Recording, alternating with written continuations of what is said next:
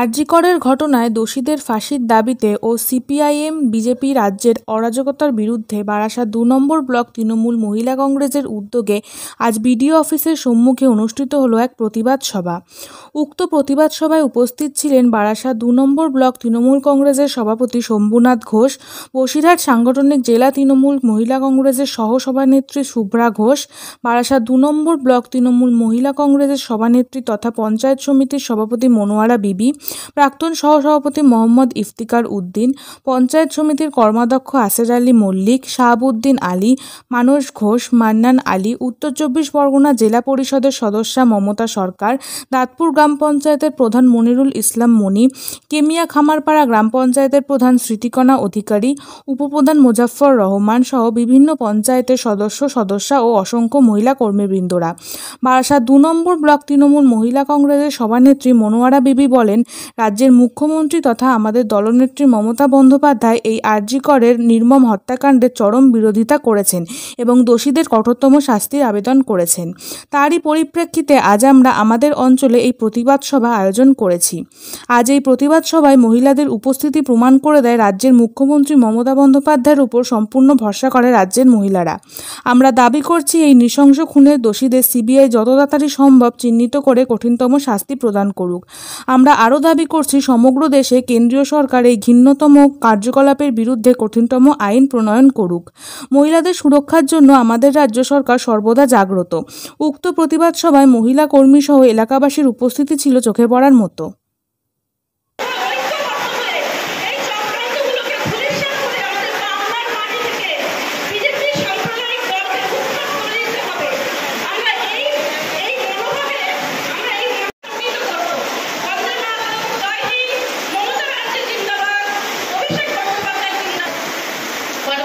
Madam খুব সুন্দর করে আপনাদের সামনে বক্তব্য রাখলেন।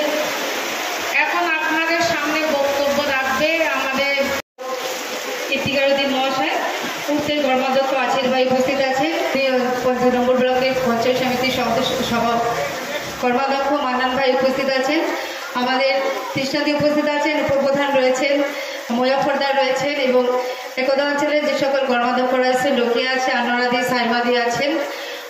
সকলকে আমার শ্রদ্ধা ভালোবাসা জানাচ্ছি এবং সামনে যে সকল অগণিত আমার দিদি ও বোনেরা আছেন তাদেরকে আমার ভালোবাসা জানাই।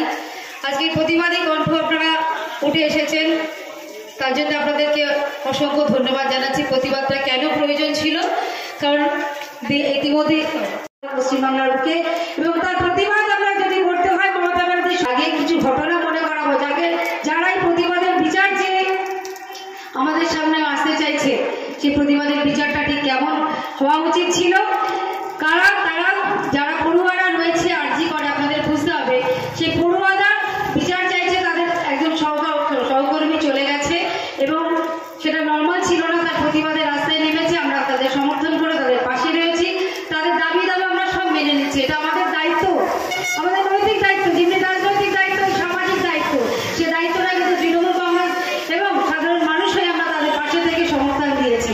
একই সঙ্গে বিজেপি কি করেছে, তার একটা রাজনৈতিক মোড় ঘুরিয়ে নিতে চাইছে, কারণ আপনারা ইতিমধ্যেই বাংলায় বিজেপির কোনো ঠাঁই নেই।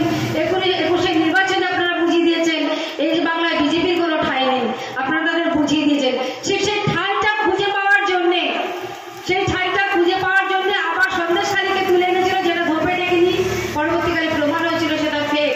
ওই ঠাঁইটা খুঁজে পাওয়ার জন্যে রাজনৈতিক একটা মোড় নেওয়ার জন্য তার প্রতিবাদী কণ্ঠে রূপ নিয়েছে। আমরা তাদের হয় না, রাজনৈতিক রং নিয়ে কখনো প্রতিবাদ হয় না, রাজনৈতিক রং নিয়ে কখনো দুঃখ অনুভব হয় না, এটা আপনাদের সকলকে বুঝতে হবে।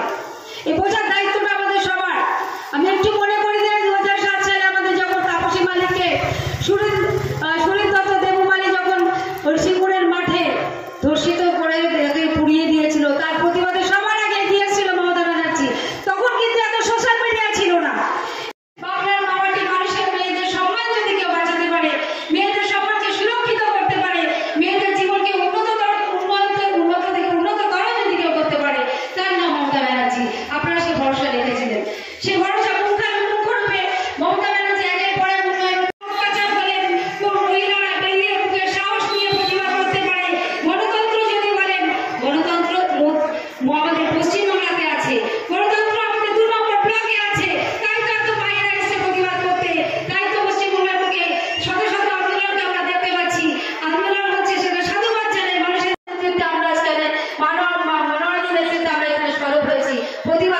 করতে। কারণ আগামী দিনে আমাদের তৈরি হতে হবে, জবাব নিতে হবে।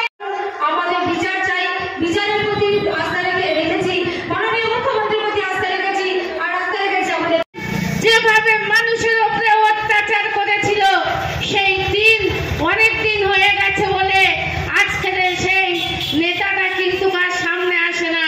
মীনাক্ষীর মতো একটা অল্প বয়সের মেয়েকে দিয়ে তারা বলছে বাংলায় ইনসাফ যাত্রা করবে। আচ্ছা, আপনারা এখানে যারা উপস্থিত আছেন তারা বলতে পারবেন সিপিএম এর কোনো ইনসাফ আছে? আর যদি ইনসাফ থাকতো তাহলে তো 34 বছর ভারতবর্ষের মধ্যে একটা রাজ্য পশ্চিম বাংলায় তারা রাজ করেছিল। তারা কিন্তু মানুষের কোনো একটা জন্ম সার্টিফিকেট নিতে গেলে তাদের মতন এরকম একটা নক্করজনক ঘটনা, নৃশংস ঘটনার জন্য দোষীদের উপযুক্ত শাস্তি চাই, ফাঁসি চাই। এবং আমাদের সাংসদ যুবরাজ অভিষেক বন্দ্যোপাধ্যায় বলেছিল কিছুক্ষণ আগে, মনোয়ারাও আপনাদের বলেছে, এনকাউন্টার করতে, গুলি করতে। বলুন তো, বিজেপি শাসিত যে কটা রাজ্য আছে, মণিপুরের ঘটনা এখানে মমতাদি কিছুক্ষণ আগে আপনাদের সামনে তুলে ধরেছে। যখন মণিপুরের ঘটনা ঘটেছিল, সেই বিজেপি শাসিত রাজ্যে সবার আগে ইন্টারনেট বন্ধ করে দেওয়া হয়েছিল। মমতা বন্দ্যোপাধ্যায় কি ইন্টারনেট বন্ধ করেছিল? মায়েরা উত্তর দিন, করেছে? কোন print media, press media, Facebook, YouTube বন্ধ হয়েছে? প্রত্যেকে আমরা মোবাইলে অ্যাক্সেসরিজ করেছি। এটাই হলো পশ্চিম বাংলা, যেখানে কোনো মেয়ের কোনো নক্করজনক ঘটনা ঘটলে, ধর্ষণ হলে, খুন হলে আগে ইন্টারনেট বন্ধ করে দেওয়া হয় না। তার প্রতিবাদে আমার মাননীয় মুখ্যমন্ত্রী রাস্তায় হেঁটেছে। কিসের প্রতিবাদে? সিবিআই কে তদন্ত ভার দেওয়া হয়েছে। এই তদন্ত ভার কলকাতা পুলিশ থেকে যখন সিবিআই এর কাছে দেওয়া হয়েছে, সিবিআই এই মেয়েটার নির্যাতিতার যাতে দোষীর ব্যবস্থা করে। আজ কতদিন মায়েরা প্রশ্ন করুন, কলকাতা পুলিশ 12 ঘন্টার মধ্যে একজন সিভিক ভলেন্টিয়ারকে ধরে দিয়েছিল। এখনো পর্যন্ত সিবিআই কাউকে ধরার কোনো কিচ্ছু ব্যবস্থা করেনি। পলিগ্রাফ টেস্ট হয়ে যাচ্ছে। প্রিন্ট মিডিয়া, প্রেস মিডিয়া খুললেই আমরা দেখছি প্রতিদিনের তাদের তদন্ত কমিশন চলে যাচ্ছে, পলিগ্রাফ টেস্ট হচ্ছে, তারা নানান জায়গায় ভিজিট করছে। পাশে আপনাদের পাশে থাকে। সন্দেশখালীর ঘটনাটা বিজেপির একটা বড় সেখানে ইস্যু বানানো হয়েছিল। কেন ইস্যু বানানো হয়েছিল? ভোট মেয়েদের দিকে তাকিয়েছেন, আজকে মেয়েদের পাশে দাঁড়িয়েছে। আজকে আমরা তাই আজকে এখানে উপস্থিত হতে পেরেছি সেই মমতা বন্দ্যোপাধ্যায়ের জন্য। আচ্ছা, মমতা বন্দ্যোপাধ্যায় না থাকলে মেয়েরা আমরা অসহায় হয়ে যেতাম। কারণ আজকে মেয়েদের জন্য মমতা বন্দ্যোপাধ্যায় নানান রকম প্রকল্প আজকে এনে দিয়েছেন। আপনার সন্তানকে যে বাচ্চারা এই নারকীয় ভাবে হত্যা করে দুনিয়ার থেকে বিদায় করে দিয়েছে, আমি মমতা বন্দ্যোপাধ্যায় পশ্চিমবঙ্গের চিফ হুইপ নির্মল ঘোষকে সাক্ষী রেখে, পশ্চিমবঙ্গের পুলিশ কমিশনার কলকাতার বিনীত গোয়েলকে সাক্ষী রেখে বলে যাচ্ছি, কেউ ছাড় পাবে না, পাবে না, পাবে না। আমি 3 দিন টাইম দিয়ে গেলাম। 3 দিনের মধ্যে যদি পুলিশ কোনো ভালো রেজাল্ট দিতে না পারে, সিবিআই এর হাতে আমি নিজে এই কেস ট্রান্সফার করব। এবং সিংহভাগ কালকে পুরুষ ছিলেন, আজকে সিংহভাগ মহিলা। আর গতকাল যারা ছিলেন তার 10% আজকে উপস্থিত হয়েছেন। আমাদের প্রধানদের মধ্যে মনিরুল আছে, মনিরুল আমাদের পুরুষ প্রধানের মধ্যে মনিরুল আছে। এছাড়াও আপনারা ছড়িয়ে ছিটিয়ে অনেকে আছে। একটা প্রতিকূল পরিস্থিতির মোকাবেলা করতে হচ্ছে রাজ্য সরকারকে, এবং রাজ্য সরকারের সঙ্গে আমাদেরকে অভিযুক্ত করে দেওয়ার একটা তীব্র প্রচেষ্টা দেখছি এইখানকার বেশ কিছু সংগঠন, কিছু রাজনৈতিক দলের।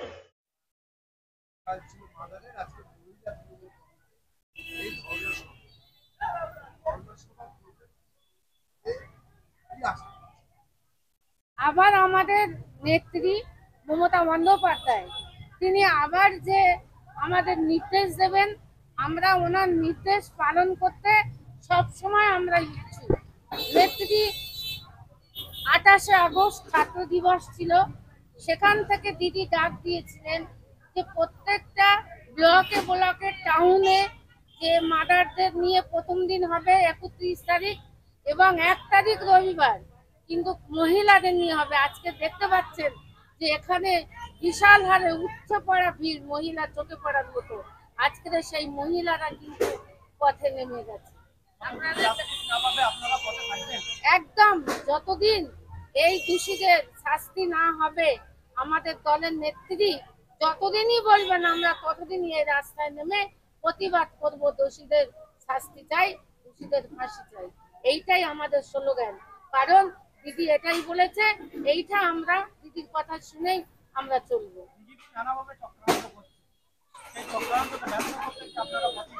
অবশ্যই দেখুন, বিজেপি আজকে মহারাষ্ট্রে কি হচ্ছে, মণিপুরে তাদের মানে ধর্ষণ করে যারা বেড়ায়, যারা বিজেপি নেতারা, আজকে তারা বাংলায় এসে এই কথা বলবে, তাই ওদের কথা আমাদের শুনতে হবে? ওটা আমরা কোনোদিনও বিজেপির কথায় আমরা কান দেব না, কারণ ওরা দোষী। আগে নিজের বিচারটা নিজে করুক। কথা আছে না, মা পায় না ভাত আর মাসির বলে থাক। ওনার রাজ্যে এইসব ধর্ষণকারীদের কোনো প্রতিবাদ হয় না, যে প্রতিবাদটা পশ্চিম বাংলা আছে। আজকে বিজেপিরা বলছে বাংলা গণতন্ত্র নেই, আজকে এই কথা ওদের মুখে মানায়? আমরা দেখছি না। আজকে ওরা গণতন্ত্র আছে বলে পথে নেমে সমস্ত দলেরা তারা প্রতিবাদ করতে পারছে, সেই বিজেপিরাও করতে পারছে। আজকে মণিপুরে প্রতিবাদ করতে পারে না, আজ মধ্যপ্রদেশে পারে না, গুজরাটে পারে না, তাহলে ওদের কথা আমরা শুনবো না? ওরা এক শুভেন্দু অধিকারী বিরোধী দলের নেতা, ওর মাথায় এখন ঠিক নেই, কখনো কি বলছে, ওদের কথা আমরা কোনো ডোন্ট মাইন্ড।